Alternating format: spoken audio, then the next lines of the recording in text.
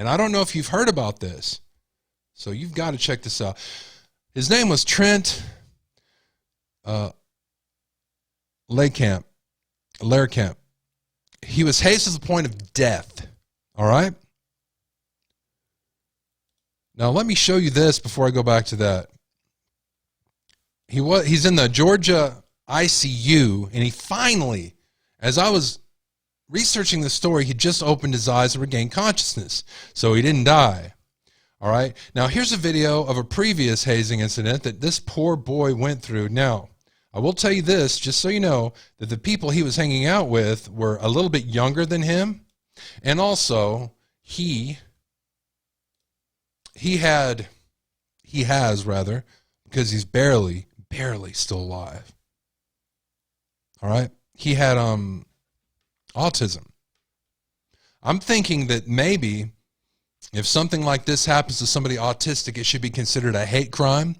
And if this happens to anybody else, you know, let's say somebody who doesn't have autism and they aren't of a protected class, which, I mean, being white is not a protected class, all right?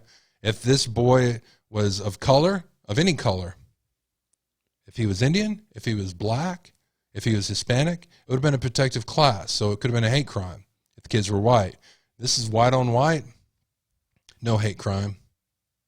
And right now, just because he has autism, they don't, that's not an excuse either. Matter of fact, I'm going to show you this video, and this is something that happened to him previously. This wasn't that night, this is previously. And I'm going to show you pictures of what happened to him that night, what they did to him. Unbelievable amount of hazing. Now, it wasn't hazing for the Boy Scouts, and it wasn't hazing for baseball or anything. It was just hazing to haze somebody because you can. All right? This needs to not be allowed anymore. All right, let me show you right here. They're waterboarding him. They are waterboarding him. Perfect. Then we're washing off. Disturbing footage shows a Georgia teen being hosed down during a vicious high school hazing. 19-year-old Trent was admitted to the ICU and placed on a ventilator after being force-fed hallucinogenic mushrooms and liquor for hours.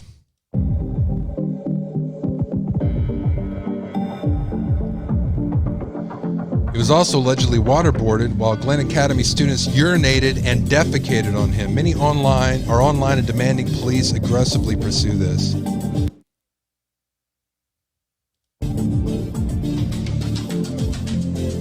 People have a lot to say about this. I hope they all get charged to the fullest extent of the law. That's what some people are saying. Let me read this to you. He was reportedly forced to down dangerous amounts of alcohol, fed hallucinogenic mushrooms, and spray painted during a brutal bullying incident. The victim, 19, remains in an intensive care unit in stable condition after he was tormented at a spring break house party in affluent St. Simon's Island in coastal Georgia on Tuesday night. A community Facebook account posted a clip showing the victim seated in a plastic chair. They put this up on Facebook, everybody. With his head bowed as someone sprays him with a hose, but police later said that footage was of a prior hazing incident with the same teen. Wait till you see his picture coming up of what they did to him. I'm going to show you. Several other bystanders could be seen in that clip, including one teen who mugs for the camera while celebrating the humiliation and throwing up the bird. The bird is the word. Police are investigating if a separate photo circulating on social media was taken from last week's incident, which left the teen on a ventilator. I'm going to show you that right now. The image shows him sitting, unconscious in a chair, and covered in spray paint while several bird-flipping males stand beside him.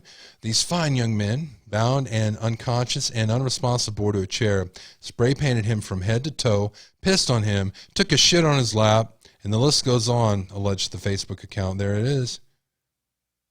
There he is. They did this. Is this a hate crime? Well, no charges have been filed, and people are mad about it. Matter of fact, they're protesting. And they're protesting to the point the FBI is now involved. Look at this. They have some kind of something on his head, stuff that they poured on his head, a Chick-fil-A wrapper, God knows what, pee all over him. They pooped on his lap.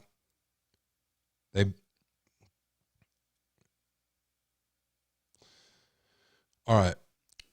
The police department didn't confirm any specifics of the alleged assault, but said a group of kids had dropped the unconscious teen off at a local hospital early Wednesday and left before police arrived. Officers did not see any signs of physical injury on the individual, but did note the presence of spray paint and also urine. The agency said in a release he was being treated due to a high level of intoxication, 4 times the legal limit, from a mixture of controlled substances and alcohol. Cops are continuing to investigate the incidents and have collected evidence from where the party took place. GoFundMe account for the victim claimed he had been tortured for hours, which indeed he had. The victim spent Tuesday night with a group of people who he thought were friends, the page reads. They picked him up from his house and he expected to have a casual night with his friends, although his father, who we've heard from since the incident, said that he's come back messed up before, and a few times he seemed like he was under the influence of something when he came back, and he had he had a cut above his eyebrow the last time he went that they had to get stitches in.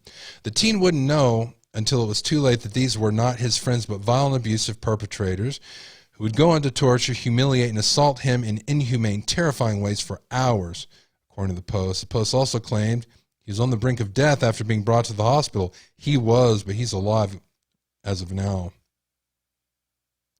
The anguish he suffered is sure to be a long recovery, emotionally and mentally as well. The Post states he is stable, but still in the ICU recovering and fighting through some lung infection from the aspiration. The victim regained enough strength to speak to police investigators. I bet he didn't want to turn in his friends, though. What do you want to bet? Now, should we take this? Should we take this that happened and politicize it? The people who did this were held back in some way. Bullshit. They made a choice, and they did it. Now, let's talk about preventative measures, shall we? I think, and we're going to find out, not only me, but a wave in America. This is going around not only America, in the world, as we have an international audience. People are mad and the FBI is getting involved. Charges need to be pressed. Now, this is no doubt from where this happened in an island community in Georgia that these were some affluent kids. Maybe you wanted to be cool and hang out with them. Maybe their parents or somebody, and that's why charges weren't immediately filed when the evidence was right there.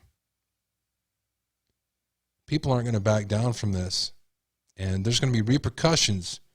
America wants to see repercussions. The world wants to see repercussions. And I'm not talking about life in prison, but I'm saying some heavy repercussions for the kids that did this to ensure that they will never do it again. And somebody else thinks about doing this and taking a dump on somebody's lap while throwing alcohol on them. They'll think, damn, it's not worth it. It is not worth it. It has nothing to do with whatever they've been through.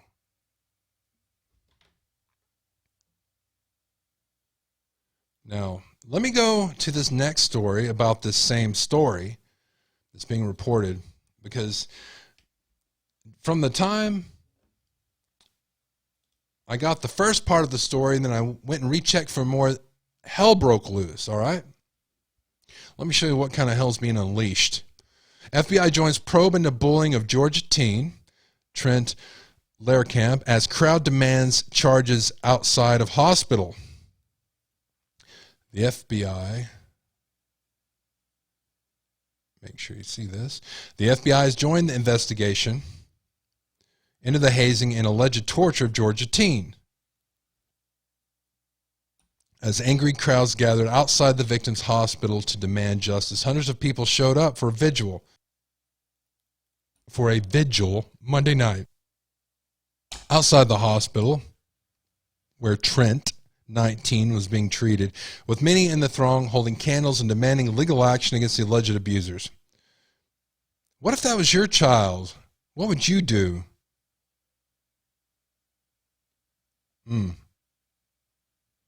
No charges have been filed in this case, but local police said they are consulting with the FBI and other agencies as the probe escalates. And now, there's a problem that Trent is not talking. He was dropped off at a Brunswick emergency room Wednesday after he was piled with dangerous amounts of alcohol, urinated on, spray painted from head to toe. Somebody took a grumpy on his lap, and according to a police report, the traumatized boy's father, Mark, told police Trent had been repeatedly hazed and bullied by the same group of boys at a house in the wealthy enclave of St. Simon's Island. You know, yeah, I'm saying it's wealthy because look at this chair, all right? This is an expensive leather recliner that, you know, they are using to do this because it is of no consequence to them. But this is one from a movie room. Perhaps their parents were saying, we don't need that anymore. We're doing new ones. You guys do whatever you want, get rid of this. So yeah, I think some of these kids have money. The stricken father said his son persists in associating with his assailants because he has no other friends. Several videos and photos of Lehrkamp's abuse were posted to social media in recent days, sparking anger at the perpetrators and sympathy for the soft-spoken teen. Here's a picture of him in ICU.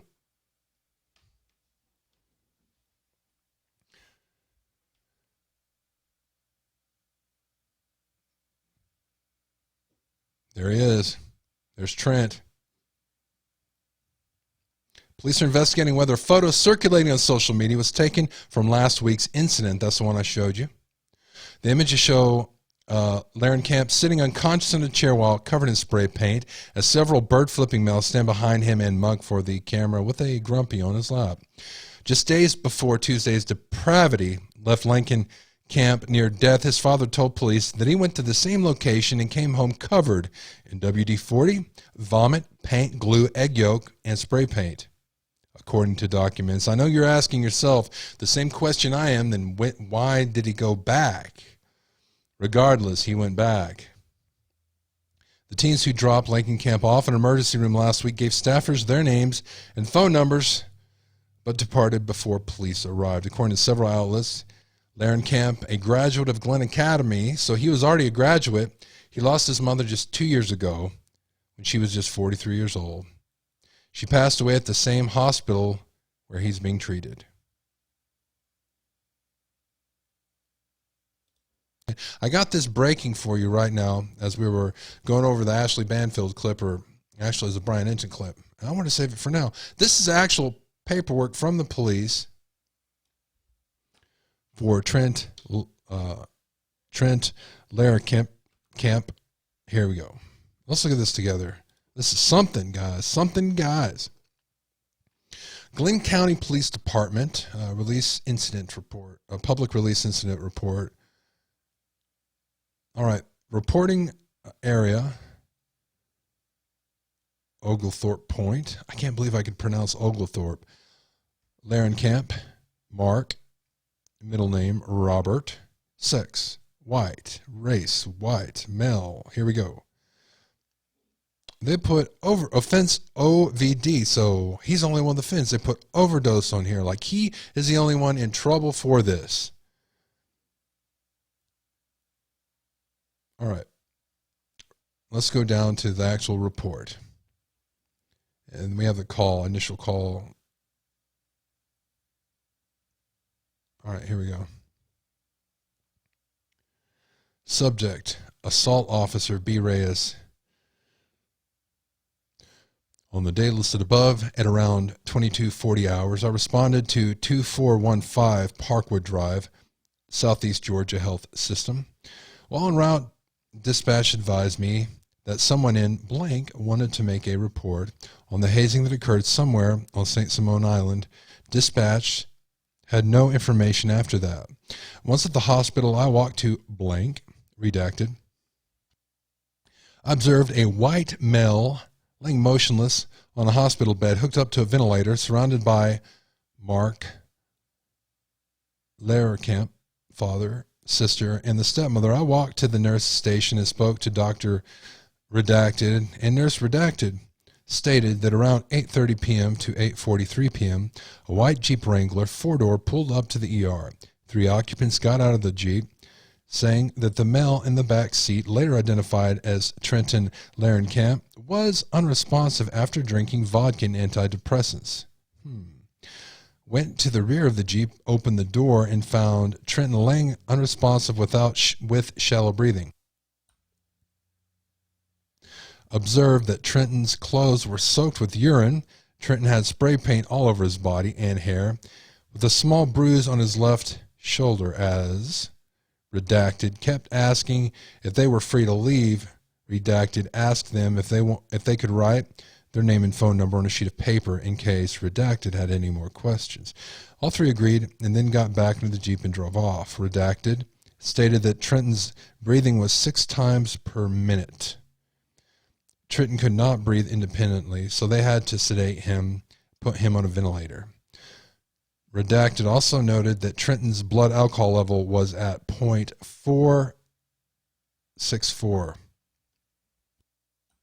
I first spoke to Mark, who stated that the last time he saw Trenton was earlier in the day at 4:52 p.m. Trenton was perfectly fine and went on to his friend's house. Redacted later that day around 8:40 p.m. Redacted told Mark that something had happened to Trenton and that he might be at the hospital. Mark called the hospital and asked if Trenton had been dropped off. The hospital staff informed Mark that Trenton was dropped off and Mark needed to get there immediately. When Mark arrived, he saw that Trenton was on a ventilator. Mark asked that this was not the first. That doesn't make any sense. He saw that Trenton was on a ventilator. Mark stated that this was not the first time that Trenton had gone to Redacted's house and returned hurt.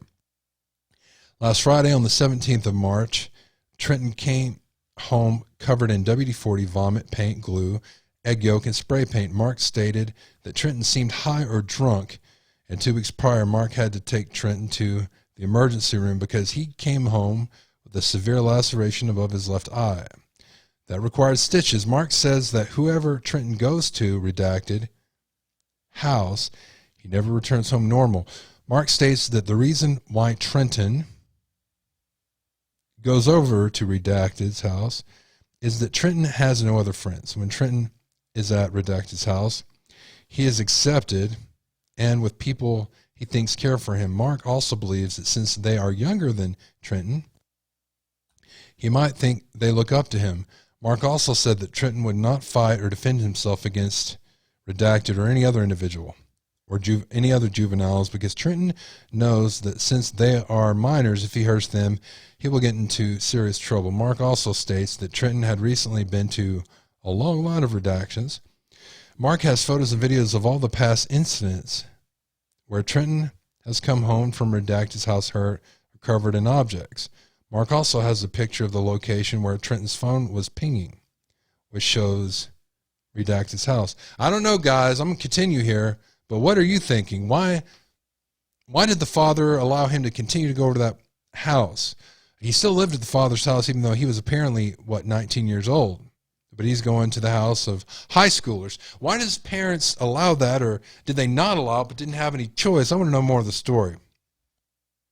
I then spoke with Redacted, who stated that the last time she talked to Trenton was on the phone at 5:48 p.m. for 43 seconds. Redacted stated it was about a missing Minions toy. The redaction is actually the mother, by the way. I know that. A missing Minions toy she was trying to find for their little brother. Trenton said he would return it to him.